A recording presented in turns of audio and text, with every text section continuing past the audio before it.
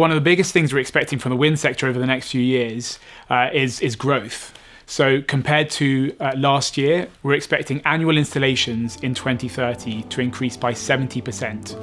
And many of those installations are going to come in newer markets.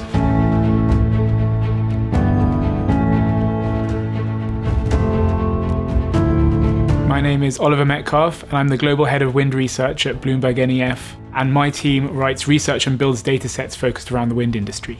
Wind is one of the crucial technologies that's going to help us reach that net zero pathway. So in our long-term energy system modelling, getting on that net zero pathway using wind and solar delivers over 50% of the emissions reductions compared with a no transition pathway.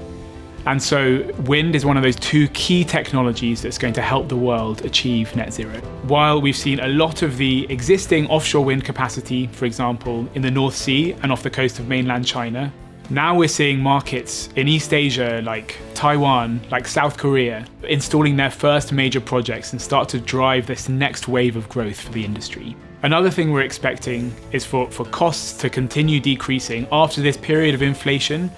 We'll start to see interest rates coming down over the next few years, and that's already started to happen in many markets.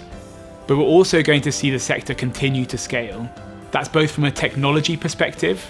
We're beginning to see larger and larger turbines drive down the cost of using wind power. And we're also beginning to see project scale increase. I think what differentiates BloombergNEF is being able to take a true global focus.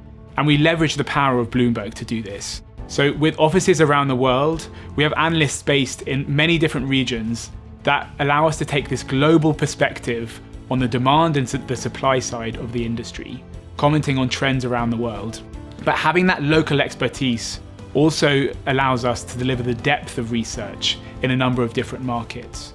So we have analysts based in offices like Seoul, Tokyo, Sao Paulo, all able to develop those relationships with industry players on the ground and deliver the kind of depth of research that you don't see anywhere else in the market.